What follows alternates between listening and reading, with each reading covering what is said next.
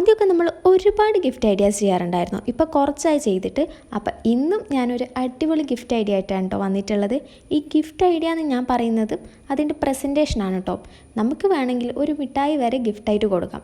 പക്ഷെ അത് പ്രസൻറ്റ് ചെയ്യുന്നത് എങ്ങനെയാണ് എന്നുള്ളതിലാണ് കാര്യം. അപ്പോൾ ഇന്ന് നമ്മൾ ചെയ്യുന്നത് എന്തായാലും നിങ്ങളൊന്ന് ട്രൈ ചെയ്ത് നോക്കുക. അപ്പോൾ വീഡിയോ ഇഷ്ടപ്പെട്ട് കഴിഞ്ഞാൽ ലൈക്ക്, സബ്സ്ക്രൈബും കമൻറ്റും ഒന്നും മറക്കണ്ട കേട്ടോ. അപ്പോൾ ഇതെങ്ങനെയാണ് ചെയ്യേണ്ടതെന്ന് വെച്ചാൽ നിങ്ങൾക്ക് ഇഷ്ടമുള്ള ഒരു കളർ പേപ്പർ ചൂസ് ചെയ്യാം. ഞാനിവിടെ റെഡാണ് കേട്ടോ എടുത്തിട്ടുള്ളത്. എന്നിട്ട് നമുക്കതൊരു സ്ക്വയർ ഷീറ്റായിട്ട് കട്ട് ചെയ്യാം. ബാക്കിയുള്ള ഫോൾഡിംഗ് എല്ലാം വീഡിയോയിൽ കാണുന്ന പോലെ തന്നെ ഒന്ന് ശ്രദ്ധിച്ച് ചെയ്തെടുക്കാം.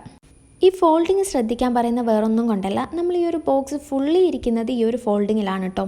നമ്മൾ ഈ ഒരു ബോക്സ് ഉണ്ടാക്കാനായിട്ട് ഗമ്മോ വേറൊന്നും യൂസ് ചെയ്യുന്നില്ല. അതുകൊണ്ട് തന്നെ ഈ ഫോൾഡിങ് നല്ല കൃത്യമായിട്ട് ചെയ്തെടുക്കാൻ ശ്രദ്ധിക്കാം. നമുക്കിത് ശരിക്കും പറഞ്ഞാൽ ഒരു 2-3 മിനിറ്റ്സ് കൊണ്ട് ഉണ്ടാക്കിയെടുക്കാൻ പറ്റുന്നതാണ് കേട്ടോ.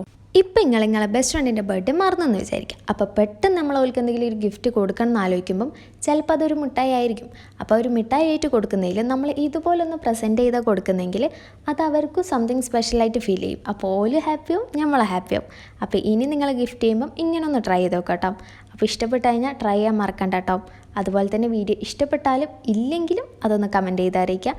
അതുപോലെ തന്നെ നിങ്ങൾക്ക് എന്തെങ്കിലും സജഷൻസോ കാര്യങ്ങളോ ഉണ്ടെങ്കിൽ അതും കൂടെ കമൻറ്റ് ചെയ്ത് അറിയിക്കാൻ മറക്കല്ലേ.